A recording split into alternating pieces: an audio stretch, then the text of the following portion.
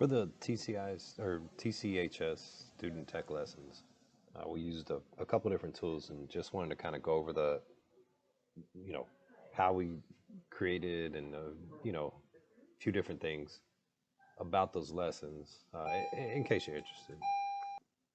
So the first one I want to point out is going back to the commons and just kind of diving a little deeper in here. So um, when we published those lessons to the commons, we tagged it as featured.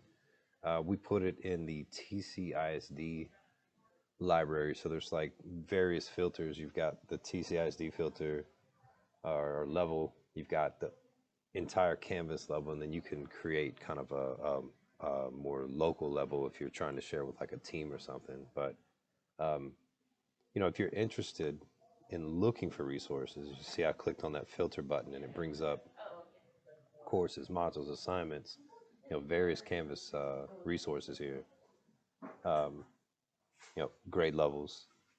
And so you can filter your results down that way, right? You can also see things that you have shared. So these are the 4 things that I've shared personally, things that you may have imported. And yeah, you can favorite things. Um, Everything I'm reading off the screen, you can see.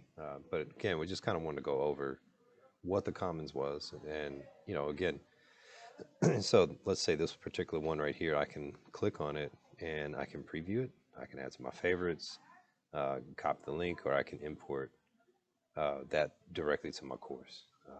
So that's the Canvas Commons. Another thing we did was the Nearpod lessons.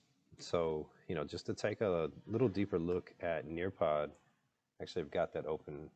Nope, I don't. Just kidding. Again, Nearpod in Canvas and Nearpod in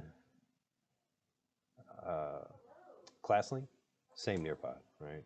So I'm going to collapse uh, this course navigation menu here because it takes up a little bit of real estate. And that's one of the things that I'm not the biggest fan of in Nearpod inside Canvas, because you really are losing a lot of real estate to the Canvas and the browser menu and all. So you can collapse that. Again, you can in Nearpod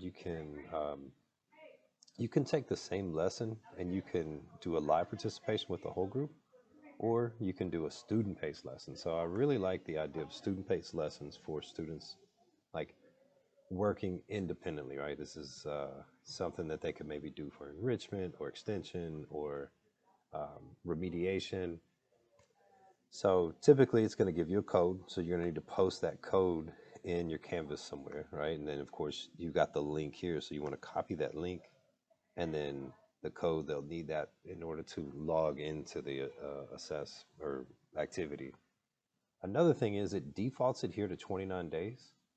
And that's because if the people go in and turn them on, then they're just on, and they could be on forever, right?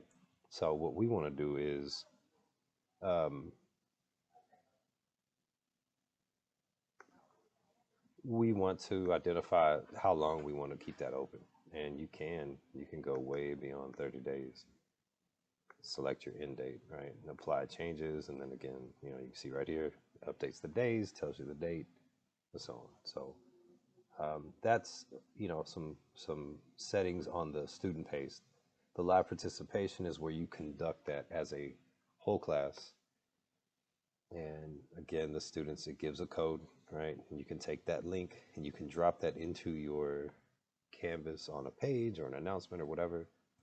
Also, if you use the assignment feature that we showed, then the students, it'll launch directly for them. So that kind of alleviates you having to do all this. And what else did we do? So we looked at the Nearpod.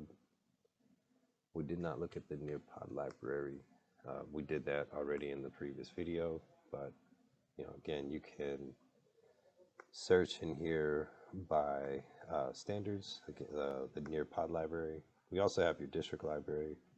Um, so if people have shared across district from, or even within your school, within your PLC, depending on where they publish it to, the Nearpod library is, Nearpod puts out a lot of this stuff. and you can see they're located where the state's at.